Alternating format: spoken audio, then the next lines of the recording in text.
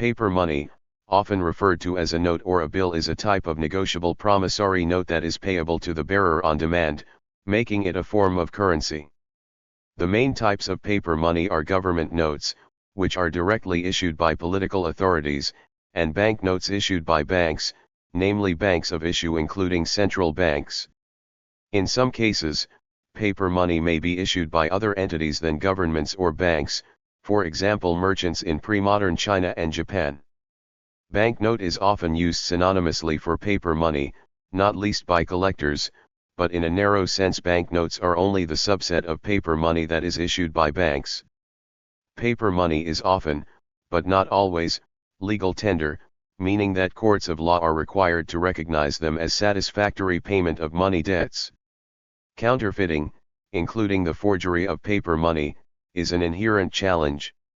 It is countered by anti-counterfeiting measures in the printing of paper money. Fighting the counterfeiting of notes, and, for banks, of checks, has been a principal driver of security printing methods development in recent centuries.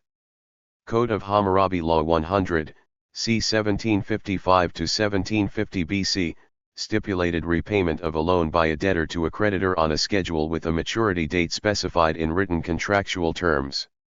Law 122 stipulated that a depositor of gold, silver, or other chattel/movable property for safekeeping must present all articles and a signed contract of bailment to a notary before depositing the articles with a banker, and Law 123 stipulated that a banker was discharged of any liability from a contract of bailment if the notary denied the existence of the contract. Law 124 stipulated that a depositor with a notarized contract of bailment was entitled to redeem the entire value of their deposit, and Law 125 stipulated that a banker was liable for replacement of deposits stolen while in their possession.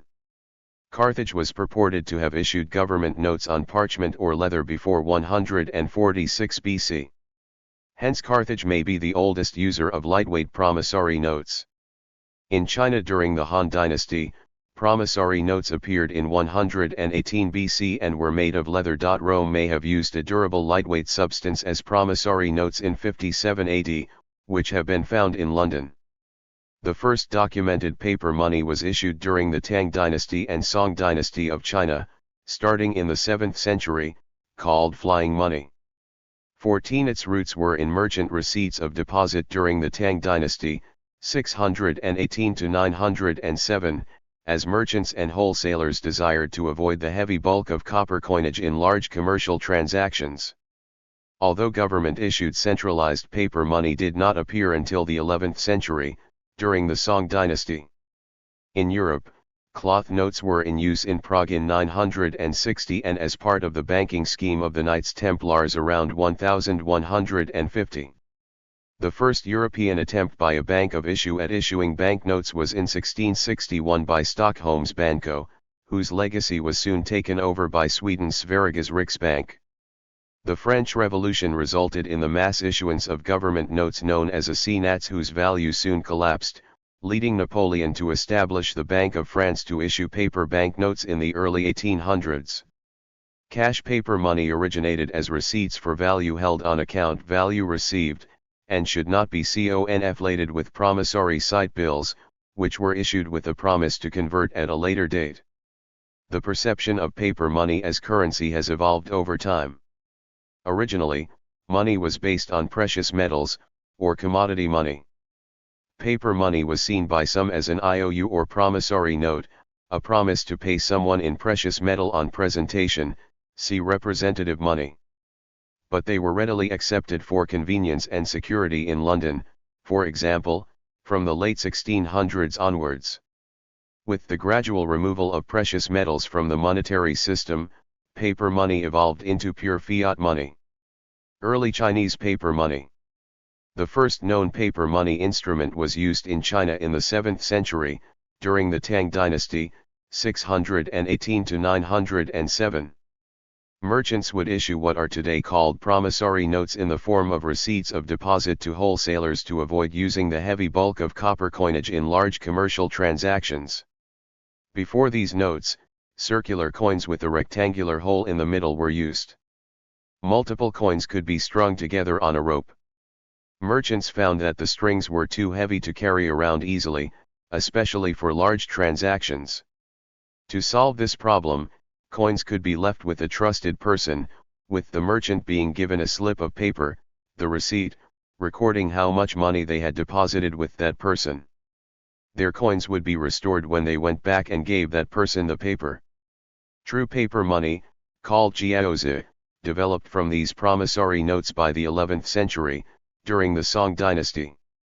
By 960, the Song government was short of copper for striking coins, and issued the first generally circulating notes. These notes were a promise by the ruler to redeem them later for some other object of value, usually specie. The issue of credit notes was often for a limited duration, and at some discount to the promised amount later. The jiaozi did not replace coins but was used alongside them. The central government soon observed the economic advantages of printing paper money, issuing a monopoly for the issue of these certificates of deposit to several deposit shops. By the early 12th century, the amount of notes issued in a single year amounted to an annual rate of 26 million strings of cash coins. By the 1120s, the central government started to produce its own state-issued paper money, using woodblock printing. Even before this point, the Song government was amassing large amounts of paper tribute. It was recorded that each year before 1101, the prefecture of Xianan, modern Shangxian, Anhui, alone would send 1,500,000 sheets of paper in 7 different varieties to the capital at Kaifeng. In 1101, the Emperor Huizong of Song decided to lessen the amount of paper taken in the tribute quota because it was causing detrimental effects and creating heavy burdens on the people of the region. However, the government still needed masses of paper products for the exchange certificates and the state's new issuing of paper money. For the printing of paper money alone, the Song government established several government-run factories in the cities of Huizhou, Chengdu, Hangzhou, and Ankai. The workforce employed in these paper money factories was quite large. It was recorded in 1175 that the factory at Hangzhou alone employed more than 1,000 workers a day. However, the government issues of paper money were not yet nationwide standards of currency at that point. Issues of notes were limited to regional areas of the empire, and were valid for use only in a designated and temporary limit of 3 years. Between 1265 and 1274, the late Southern Song government introduced a gold or silver-backed national paper currency standard, which changed the geographic restriction.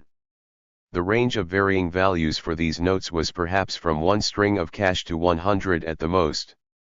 Ever after 1107, the government printed money in no less than 6 ink colors and printed notes with intricate designs and sometimes even with mixture of a unique fiber in the paper to combat counterfeiting. The founder of the Yuan dynasty, Kublai Khan, issued paper money known as jiaoqiao. The original notes were restricted by area and duration, as in the Song dynasty, but in the later years, facing massive shortages of specie to fund their rule, the paper money began to be issued without restrictions on duration. The fact that the state was guaranteeing the Chinese paper money impressed Venetian merchants. According to a travelogue of a visit to Prague in 960 by Ibrahim ibn Yaqub, small pieces of cloth were used as a means of trade, with these cloths having a set exchange rate versus silver. Around 1150, the Knights Templar would issue notes to pilgrims. Pilgrims would deposit valuables with a local Templar preceptory before embarking for the Holy Land and receive a document indicating the value of their deposit. They would then use that document upon arrival in the Holy Land to receive funds from the treasury of equal value. In the 13th century, Chinese paper money of Mongol yuan became known in Europe through the accounts of travelers, such as Marco Polo and William of Rubruck. Marco Polo's account of paper money during the Yuan dynasty is the subject of a chapter of his book, The Travels of Marco Polo, titled How the Great Khan causeth the bark of trees, made into something like paper, to pass for money all over his country. All these pieces of paper are issued with as much solemnity and authority as if they were of pure gold or silver. With these pieces of paper, made as I have described, Kublai Khan causes all payments on his own account to be made, and he makes them to pass current universally over all his kingdoms and provinces and territories, and whithersoever his power and sovereignty extends, and indeed everybody takes them readily, for wheresoever a person may go throughout the great Khan's dominions, he shall find these pieces of paper current, and shall be able to transact all sales and purchases of goods by means of them just as well as if they were coins of pure gold. Marco Polo, the travels of Marco Polo. In medieval Italy and Flanders, because of the insecurity and impracticality of transporting large sums of cash over long distances, money traders started using promissory notes. In the beginning, these were personally registered, but they soon became a written order to pay the amount to whoever had it in their possession. These notes are seen as a predecessor to banknotes by some but are mainly thought of as proto-bills of exchange and checks. The term banknote itself comes from the notes of the bank, nota de banco, and dates from the 14th century. It originally recognized the right of the holder of the note to collect the precious metal, usually gold or silver, deposited with a banker, via a currency account. In the 14th century, it was used in every part of Europe and in Italian city-state merchants' colonies outside of Europe. For international payments, the more efficient and sophisticated bill of exchange, lettera de cambio, that is, a promissory note based on a virtual currency account, usually a coin no longer physically existing, was used more often. All physical currencies were physically related to this virtual currency. This instrument also served as credit. Birth of European banknotes. The shift toward the use of these receipts as a means of payment took place in the mid-17th century, as the price revolution, when relatively rapid gold inflation was causing a reassessment of how money worked. The goldsmith bankers of London began to give out the receipts as payable to the bearer of the document rather than the original depositor. This meant that the note could be used as currency based on the security of the goldsmith, not the account holder of the goldsmith banker. The bankers also began issuing a greater value of notes than the total value of their physical reserves in the form of loans, on the assumption that they would not have to redeem all of their issued banknotes at the same time. This was a natural extension of debt-based issuance of split tally sticks used for centuries in places like St. Giles Fair. However, done in this way, it was able to directly expand the expansion of the supply of circulating money. As these receipts were increasingly used in the money circulation system, depositors began to ask for multiple receipts to be made out in smaller, fixed denominations for use as money. The receipt soon became a written order to pay the amount to whoever had possession of the note. These notes are credited as the first modern banknotes. The first short-lived attempt at issuing banknotes by a central bank was in 1661 by Stockholm's Banco, a predecessor of Sweden's central bank, Sveriges Riksbank. These replaced the copper plates being used instead as a means of payment. The peculiar circumstances of the Swedish coin supply were what led to this banknote issue. Cheap foreign imports of copper had forced the crown to steadily increase the size of the copper coinage to maintain its value relative to silver. The heavy weight of the new coins encouraged merchants to deposit it in exchange for receipts. These became banknotes when the manager of the bank decoupled the rate of note issue from the bank currency reserves. 3 years later, the bank went bankrupt after rapidly increasing the artificial money supply through the large-scale printing of paper money. A new bank, the Riksgäldsstanders Bank, was established in 1668, but did not issue banknotes until the 19th century. The idea that social and legal consensus determines what constitutes money is the foundation of modern banknotes. A gold coin's value is simply a reflection of the supply and demand mechanism of a society exchanging goods in a free market, as opposed to stemming from any intrinsic property of the metal. By the late 17th century, this new conceptual outlook helped to stimulate the issue of banknotes. The economist Nicholas Barbon wrote that money was an imaginary value made by a law for the convenience of exchange. A temporary experiment of banknote issue was carried out by Sir William Phipps as the governor of the province of Massachusetts Bay starting on December 20, 1690, to help fund the war effort against France. 39 The other 13 colonies followed in Massachusetts' wake and began issuing bills of credit, an early form of paper currency distinct from banknotes, to fund military expenditures and for use as a common medium of exchange. By the 1760s, these bills of credit were used in the majority of transactions in the 13 colonies.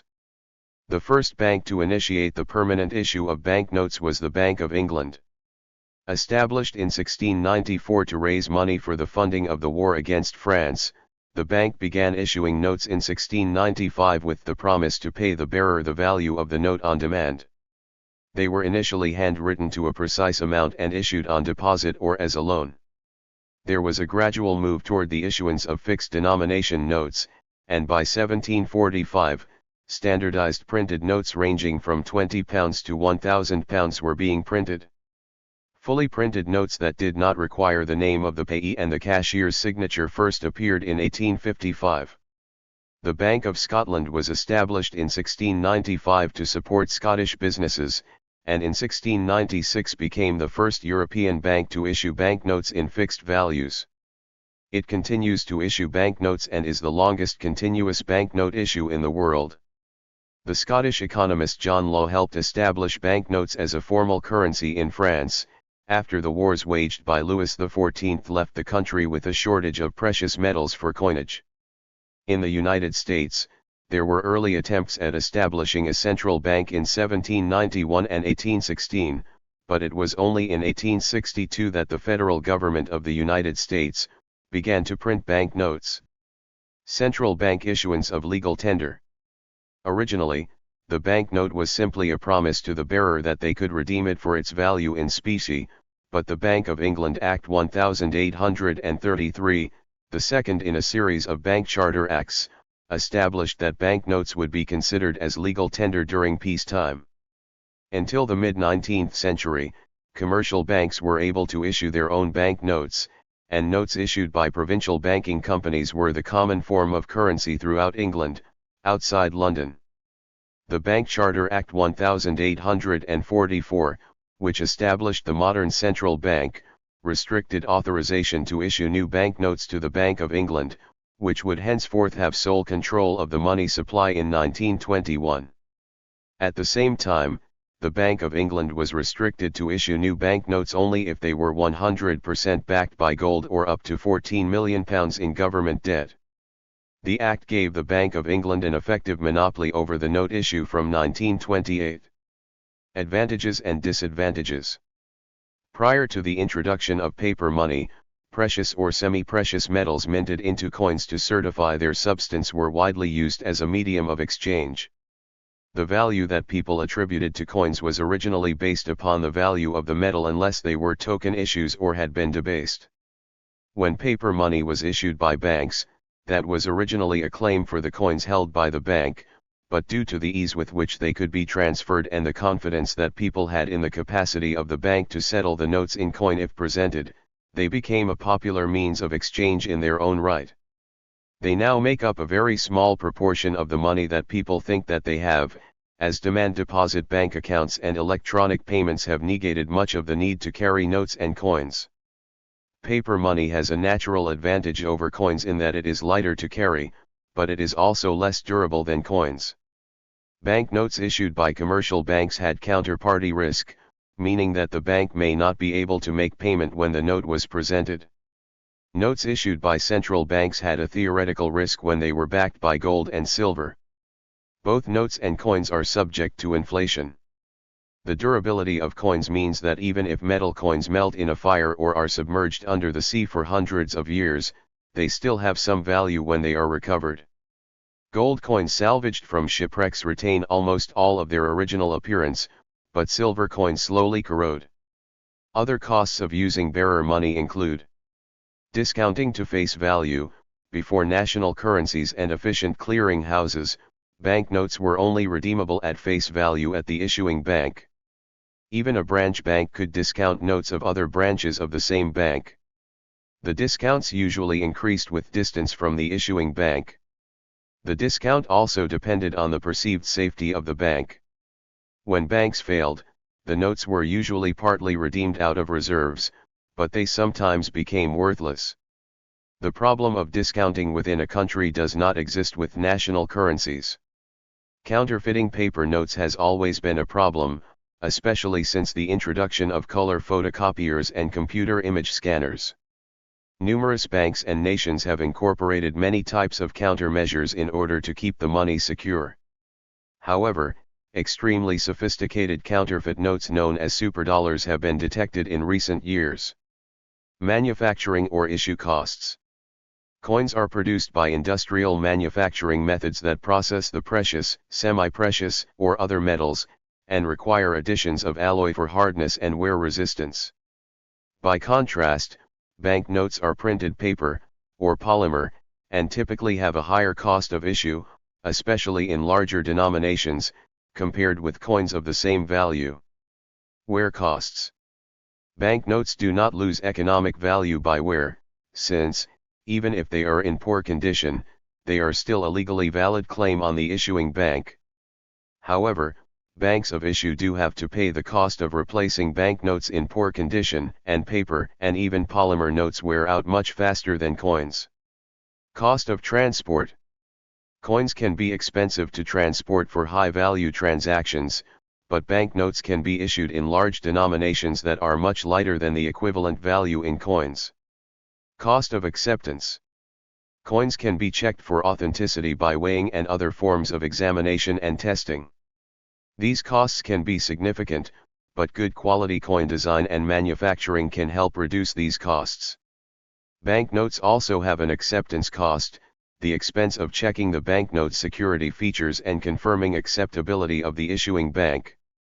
The different advantages and disadvantages of commodity money and paper money imply that there may be an ongoing role for both forms of bearer money, each being used where its advantages outweigh its disadvantages. Paper money collecting, also referred to as banknote collecting or notophily, is a slowly growing area of numismatics.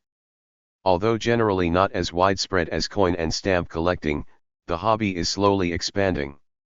Prior to the 1990s, currency collecting was a relatively small adjunct to coin collecting, but currency auctions and greater public awareness of paper money have caused more interest in rare items and consequently their increased value. The most valuable note is the $1,000 bill issued in 1890 that was sold at an auction for $2,255,000. For years, the mode of collecting paper money was through a handful of mail-order dealers who issued price lists and catalogs.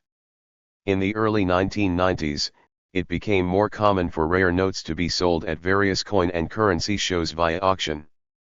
The illustrated catalogs and event nature of the auction practice seemed to fuel a sharp rise in overall awareness of paper money in the numismatic community. The emergence of currency third-party grading services, similar to services that grade and slab, or encapsulate, coins, also may have increased collector and investor interest in notes.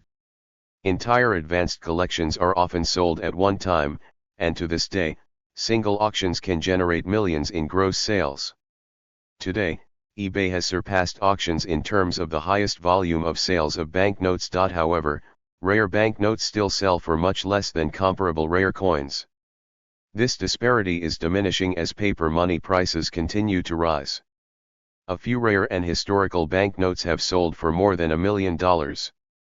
There are many different organizations and societies around the world for the hobby, including the International Banknote Society, IBNS, which currently asserts to have around 2,000 members in 90 countries. The universal appeal and instant recognition of paper money have resulted in a plethora of novelty merchandise that is designed to have the appearance of paper currency. These items cover nearly every class of product. Cloth material printed with banknote patterns is used for clothing, bed linens, curtains, upholstery, and more. Acrylic paperweights and even toilet seats with banknotes embedded inside are also common. Items that resemble stacks of banknotes and can be used as a seat or ottoman are also available. Manufacturers of these items must take into consideration when creating these products whether the product could be construed as counterfeiting. Overlapping note images and slash or changing the dimensions of the reproduction to be at least 50% smaller or 50% larger than the original are some ways to avoid the risk of being considered a counterfeit. But in cases where realism is the goal, other steps may be necessary. For example, in the stack of banknote seat mentioned earlier, the decal used to create the product would be considered counterfeit. However, once the decal has been affixed to the resin stack shell and cannot be peeled off, the final product is no longer at risk of being classified as counterfeit, even though the resulting appearance is realistic. Thank you for watching this video.